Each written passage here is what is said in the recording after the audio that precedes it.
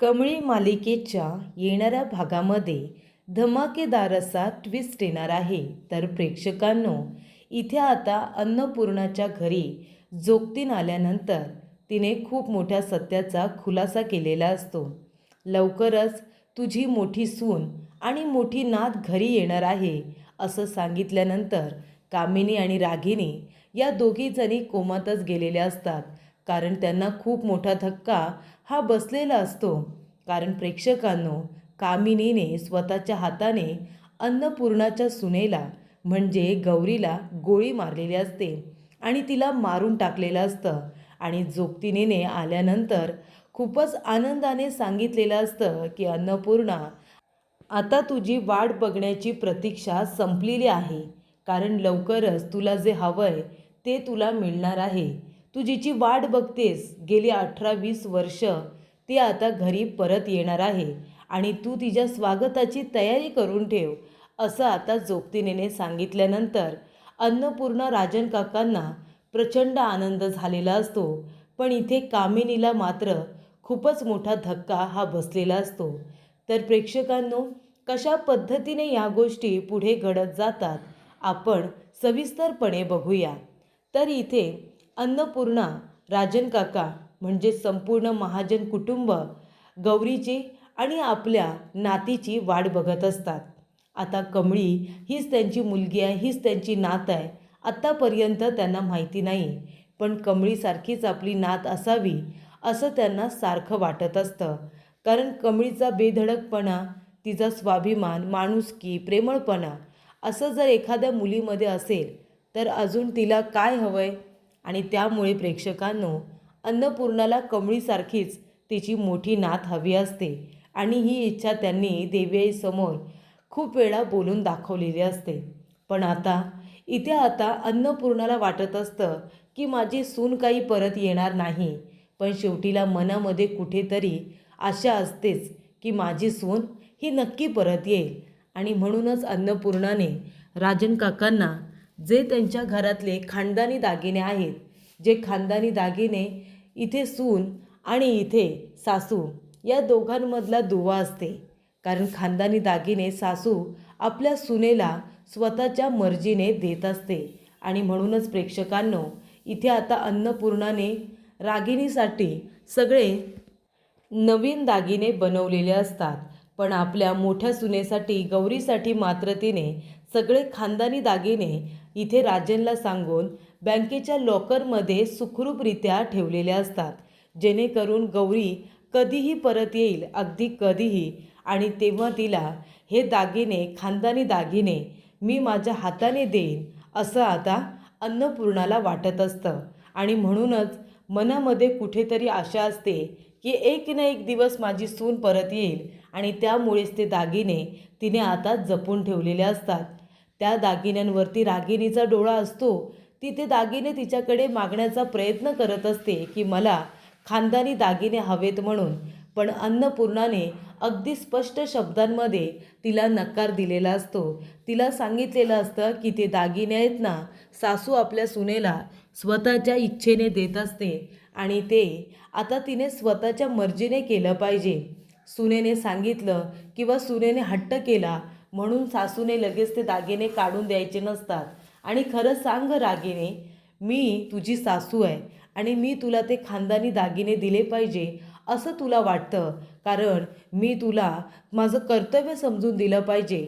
पण तू माझी सून आहेस आणि आत्तापर्यंत सुनेची काय कर्तव्य तू पार पाडलीस ते जरा तू मला सांगशील का. आणि असं सडेतोड उत्तर देत इथे अन्नपूर्णाने तिला स्पष्ट शब्दात सांगितलेलं असतं की ते खानदानी दागिने मी माझ्या मोठ्या सुनेसाठी ठेवलेले आहेत आणि त्यातलं तुला काही मिळणार नाही असं इथे आता सांगण्यात आलेलं असतं. तेव्हा रागिणीला खूप राग येतो. पण तुला राग आला तरी पण चालेल, पण मी तुला हे खानदानी दागिने देणार नाही असं अन्नपूर्णा स्पष्टपणे सांगते. आणि त्यानंतर इथे रागिणीला वाटतं की जी सून इथे आहे तिची यांना काळजी नाही आणि जी सून इथे नाही आहे तिच्यासाठी मात्र खानदानी दागिने वगैरे ठेवलेले आहेत, ते पण लॉकरमध्ये, घरामध्ये सुद्धा नाही. म्हणजे इथे अन्नपूर्णाचं आणि राजन काकांचं किती बरं प्रेम आहे गौरीवरती ही गोष्ट पुन्हा एकदा नव्याने त्यांना समजलेली असते. त्यानंतर कामिनी म्हणते, अगं रागीने जाऊ दे ना. आणि तिला कुठे माहिती आहे की जिची ती वाट बघते, जिच्यासाठी तिने हे दागिने आता काढून ठेवलेत ना, ती या जगातच नाही आहे. हे आता ह्या अन्नपूर्णाला कोण सांगणार ना, की तिची ती मोठी सून, जिची ती आतुरतेने वाट बघते, ती आता या जगातच नाही आहे. हे तिला कोण सांगायला जाणार. आणि काहीही झालं ना तरी ते दागिने आज ना उद्या तुझ्याकडेच येणार आहेत. तू अजिबात काळजी करू नको, ते दागिने तुलाच मिळणार आहेत, असं कामिनी म्हणते. कारण तिने तिच्या हाताने इथे आता सरूला म्हणजे गौरीला मारलेलं आहे. पण तिला कुठे माहिती आहे की जिने आता इथे गोळी मारून आपल्या सरूला मारण्याचा प्रयत्न केला, ती जगात अजूनही जिवंत आहे याबद्दल तिला काहीसुद्धा माहिती नाही आहे. आणि म्हणूनच आज ना उद्या ती नक्की परत येणार. त्यानंतर प्रेक्षकांनो, इथे आता अन्नपूर्णाने घरामध्ये एक पूजा ठेवलेली असते. आणि त्यानंतर पूजानंतर बरोबर तेव्हाच तिथे त्यांची खानदानी जोगतीनसुद्धा आलेली असते, जी प्रत्येक वेळेला येत असते आणि अन्नपूर्णाला काही चांगल्या गोष्टी सांगणार असते. घरामध्ये नेगेटिव्ह आहे, त्याच्यामुळे कशी पूजा कर, काय कर, कसं दानधर्म कर, हे तिला सांगत असते. घरातली नेगेटिव्हिटी कशी दूर करायची, घरामध्ये काही माणसं आहेत जी तुझ्या वाईटावरती आहेत असं सांगत असते. आणि ती सांगत असते काय चांगलं होणार आहे आणि काय वाईट होणार आहे, हे सुद्धा ती सातत्याने आता त्या लोकांना सांगत असते, अन्नपूर्णाला सांगत असते. आणि तसंच काहीसं सांगण्यासाठी आता जोगतीन आलेली असते. फक्त आता अन्नपूर्णाला एवढंच ऐकायचं असतं की जोगतीन या वेळेला काही चांगलं संकेत द्यायला आली आहे की काही संकट येणार आहे ते सांगायला आली आहे, याची फक्त ती वाट बघत असते. आणि देवाला म्हणत असते की काहीतरी चांगलंच ऐकायला येऊ दे. आणि त्यानंतर जोगतीन आल्यानंतर असा काही तिचा प्रसन्न चेहरा असतो, तो बघून अन्नपूर्णाला प्रचंड आनंद होतो. आणि ती म्हणते सुद्धा की जोगतीन माई, तुम्ही आलात, या बसा. तिचं व्यवस्थित आदरातिथ्य केलं जातं, स्वागत केलं जातं. आणि इथे आता अन्नपूर्णा चांगली ओटी वगैरे भरते, दक्षिणा देते. आणि मग ती म्हणते की आज तुम्हाला कितीतरी वर्षांनी एवढं प्रसन्न बघितलं. काय वाटतं तुम्हाला, घरातली परिस्थिती, वातावरण काय तुम्हाला सांगून गेलं. तेव्हा ती म्हणत असते की काही नाही, तुम्ही समाधानी आहात ना. तुमचे समाधानी चेहरे बघून मला समाधान वाटलं. आणि मला नेहमीच असं वाटतं की तुम्ही सगळ्यांनी समाधानीच असलं पाहिजे. तेव्हा ती म्हणते, हो, समाधानी आणि आनंदी तर आहोतच. बिझनेस चांगला चालला आहे.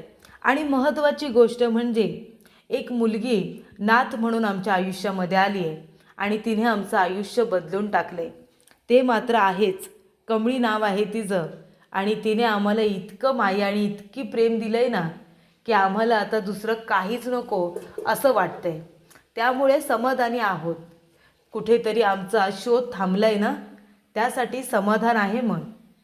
तेव्हा प्रेक्षकांनो, इथे आता जोगतीन माई म्हणते, चांगली गोष्ट आहे. जी मुलगी तुमच्या आयुष्यात आली आहे ती नक्की कोण आहे, कुठून आली आहे, काही माहिती नाही आहे तुम्हाला. पण तरीसुद्धा नातं मात्र घट्ट आहे. हो ना, तिला भरभरून प्रेम देत आहे. आणि ती मुलगीसुद्धा तुम्हाला भरभरून प्रेम देते, बरोबर ना. आणि त्यामुळे घरामध्ये चांगलं वातावरण आहे, ही सुद्धा चांगली गोष्ट आहे. काही लोक तुझ्या घरामध्ये आहेत जे असून नसल्यासारखी घरामध्ये इथे आता नेगेटिव्हिटी पसरवतात, तुम्हाला तुमच्याच घरामध्ये राहून त्रास देतात. पण त्या लोकांकडे तेव्हाही तू दुर्लक्ष केलं होतंस आणि आताही तू दुर्लक्ष केलंस. पण ती माणसं घरात असली काय नसली काय, तुला काहीसुद्धा फरक पडत नाही, बरोबर ना. उलट असल्यानंतर तुला त्रासच आहे, हे आता जोगतीन माई सांगते. आणि जेव्हा प्रेक्षकांनो इथे आता कामिनी, रागिनी जोगतीन माईचा आशीर्वाद घ्यायला येतात, तेव्हा जोगतीन माई म्हणतात की लांबच राहा, तुम्ही माझा आशीर्वाद घेऊ नका. कारण मी तुम्हाला मनापासून आशीर्वाद देणार नाही आणि तुम्हाला तो पचणारसुद्धा नाही. त्यामुळे प्रेक्षकांनो, अशा रीतीने इथे आता जोगतीन माई कामिनीला आणि रागिनीला आपल्यापासून दूरच राहायला सांगतात. तेव्हा अन्नपूर्णाला कळलेलं असतं की या दोन्ही बायका नेगेटिव्ह आहेत, या दोन्ही बायका माणसाचं वाईट बघतात आणि त्यामुळे जोगतीन माईने यांना आशीर्वाद दिलेला नाही.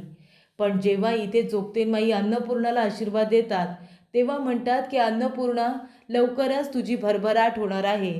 आत्तापर्यंत जे काही पुण्य केलंस, जे काही दानधर्म करतेस, गरीब मुलांना, विद्यार्थ्यांना शिकता यावं म्हणून जे काही प्रयत्न करतेस ना, त्याचं फळ देव तुला आता देणार आहे. लवकरच तुझं गोकुळ या घरामध्ये परत येणार आहे. तुझी मोठी सून आणि तुझी नात लवकरात लवकर या घरामध्ये पाऊल ठेवणार, असं आता जोगतेनमाई म्हणते. तुझी प्रतीक्षा संपलेली आहे.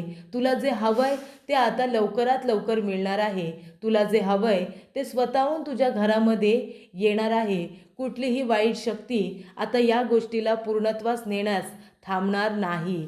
कुठलीही वाईट गोष्टी थांबू शकणार नाही आहे. तुझ्या सुनेला आणि तुझ्या नातीला सुद्धा लवकरात लवकर त्या दोघीजणी या घरामध्ये आलेल्या असतील. इतक्या संकटांना पार करून त्या दोघीजणी इथपर्यंत पोचतील, असं आता जोगतेनमाई म्हणते. तेव्हा अन्नपूर्णा म्हणते, खरंच खरंच माझी मोठी सून आणि माझी नात परत येणार आहेत, म्हणजे याचा अर्थ त्या जिवंत आहेत, सुखरूप आहेत, हो ना? हो ना माई? तेव्हा ती म्हणते, हो हो अन्नपूर्णा, हो. तुझी सून आणि तुझी मोठी नात सुखरूप आहेत आणि त्या लवकरात लवकर तुझ्याकडे परत येतील आणि तुझं हे घर महाजनांचं घर भरून जाईल. असं म्हणाल्यानंतर अन्नपूर्णाला प्रचंड आनंद होतो. पण कामिनी, रागिनी, अनिका यांना धक्का बसतो की हे कसं शक्य आहे? मी तर या घरातल्या मोठ्या सुनेला मारून टाकलंय. कामिनी म्हणते, मी स्वतःच्या हाताने त्या गौरीला गोळी मारली, मग ती जिवंत कशी? आणि ती जिवंतच नाही आहे तर ती परत कशी येणार? आणि मग ही जोगतीनमाई बोलते, ते नेहमी खरंच होतं आणि आताही खरं झालं तर? म्हणजे याचा अर्थ ती गौरी जिवंत आहे का? असा प्रश्न इथे कामिनीला पडलेला असतो. जर ती जिवंत असेल तर ती परत येईल आणि जर ती परत आली तर सगळं होत्याचं नव्हतं होईल. तर अशा रीतीने जोगतीनमाईने आनंदाची बातमी दिल्यानंतर अन्नपूर्णा आणि राजन दोघेही प्रचंड आनंदी झालेले असतात, कारण गौरी आता घरी परत येणार असते आणि त्यांची मोठी नातसुद्धा. पण इथे कामिनी मात्र आता पूर्णपणे टेन्शनमध्ये आलेली असते.